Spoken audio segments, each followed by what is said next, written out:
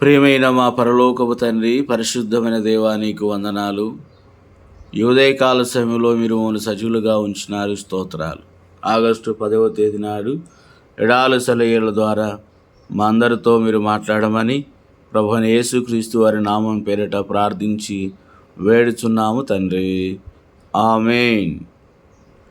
ఎడారిలో సెలయేర్లు, ఆగస్టు 10వ తేదీ. అతడు రోగి అయి ఉన్నాడని యేసు వినినప్పుడు తానున్న చోటని ఇంకా 2 దినములు నిలిచెను. యోహాను సువార్త 11వ అధ్యాయం 6వ వచనం. ఈ అద్భుతమైన అధ్యాయం మొదట్లోనే ఉంది. యేసు మార్తను, ఆమె సహోదరుని లాజరును ప్రేమించిననే మాట. దేవుడు మన పట్ల చేసే కార్యాలు మనకెంత అయోమయంగా అనిపించినప్పటికీ ఆయనకు మనపై ఉన్న అపారమైన మార్పులేని ఉచిత ప్రేమ మీద మనం నమ్మకముంచి దాని గురించి ఇతరులకు చెప్పాలి. యేసు మనల్ని ప్రేమిస్తున్నాడు కాబట్టే మనలను కొంతకాలము బాధపడనిస్తాడు. తమ తమ్ముడి చూస్తే వార్త వినగానే ఆయన అన్ని ఆటంకాలను దాటుకొని వచ్చి అతను బాగుపరుస్తాడని మరియా మార్తలు అనుకున్నారు.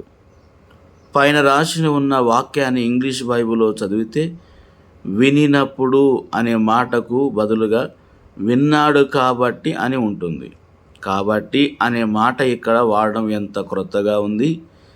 అయితే వాళ్ళ మీద ప్రేమ లేకపోవటం వల్ల కాదు ఆయన ఆగిపోయింది. ప్రేమ ఉంది కాబట్టే ఆయన ప్రేమే ఆయన్ను త్వరగా దుఃఖములో ఉన్న ఆ ఇంటికి వెళ్లకుండా చేసింది.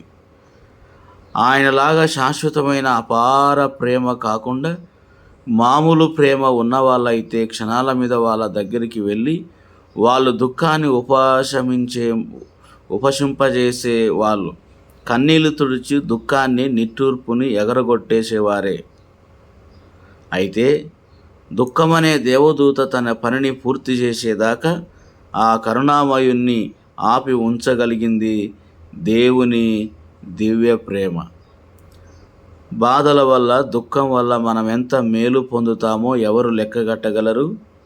క్రైస్తవ జీవితంలోని ఎన్నో ప్రధానమైన సద్గుణాలు మన కలవటానికి దుఃఖమే కారణం. పరీక్ష పెట్టే శ్రమలు లేకుండా విశ్వాసం ఎక్కడిది? సహించటానికి బాధ లేకుండా సహనం ఎక్కడిది? బాధకరమైన అనుభవాలు లేకపోతే అనుభవం ఎక్కడిది? మార్గము తేలికే మనతోనే ఉంటూ మనం ప్రేమని పొందిన వాళ్ళమంటూ తెలియజెప్తుండేవాడు మనల్ని ప్రేమించేవాడు. ఆకాశం మబ్బు కమ్మితే, బాధలు వేధించితే ఆయన్నే నమ్ముదాం.